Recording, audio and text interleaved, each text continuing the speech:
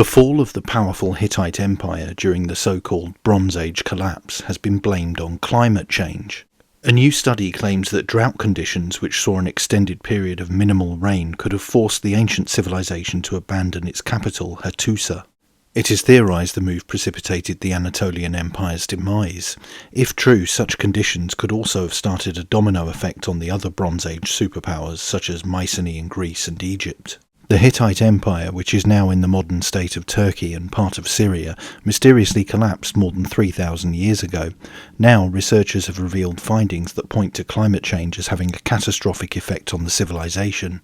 The study, called Severe Multi-Year Drought Coincident with Hittite Collapse around 1198 to 1196 BC by Stuart W. Manning and others, was published in the journal Nature.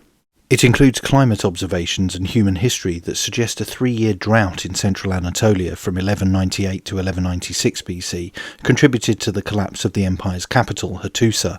Researchers found reduced tree growth in central Anatolia, which the authors attributed to a decrease in local rainfall during the 12th century BC. They identified 3 consecutive years of drought from 1198 to 1196 BC as mentioned, rare but not unheard of in the central Anatolian climate, which coincided with the abandonment of Hattusa and the decline of the powerful Near Eastern Empire.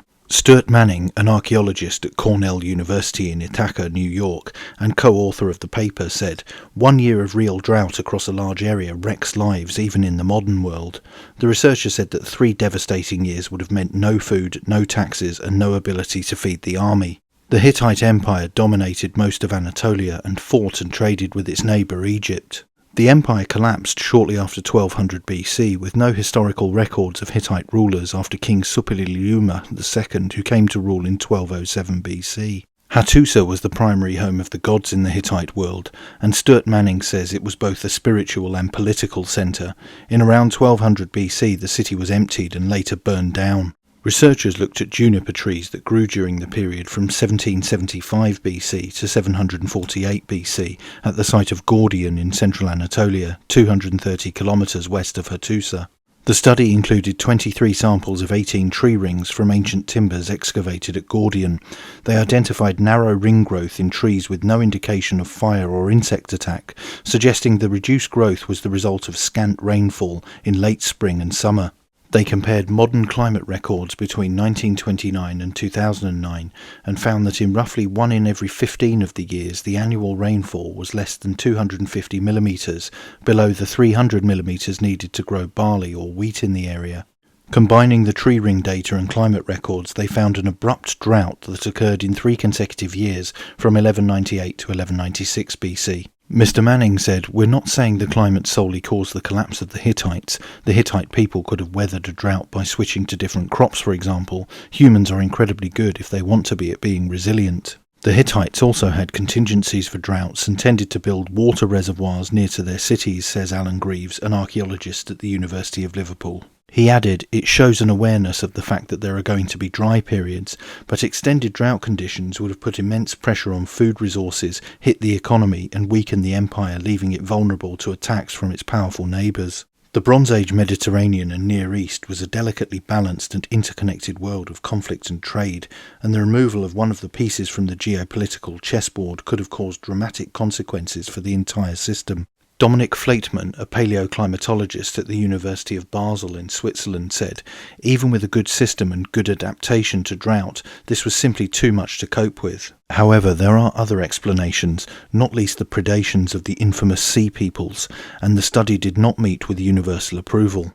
Although another recent study was quoted in the research which stated, "A context of conflict was nothing new, so it seems appropriate to conclude that something historically specific and perhaps never recoverable happened to precipitate the abandonment of Hattusa." Harvey Weiss, an archaeologist at Yale University, said the paper misrepresents the climate history of that period and underreports the severity of the drought. Mr. Weiss said a drought in 1190 BC was the beginning of a 200-year mega-drought with 30% reduction in winter rainfall. 2 or 3 years of drought are not much, but an abrupt mega-drought with high magnitude creates cascading effects, he said. He maintains that the dry weather did not stop within the borders of the Hittite Empire and extended from the Atlantic coast of Spain to the west right across to India in the east. Firing back, the evidence for such a mega drought was said to be approximate, unlike annual tree ring-based data, according to Mr. Manning. It was also noted that several other societies had existed alongside the Hittites and did not disappear at the same time. He said, "The end of the Hittite Empire does not mean total collapse everywhere in the Near East, not even uniformly all over Anatolia. The study authors conceded that further research was necessary to provide a complete picture.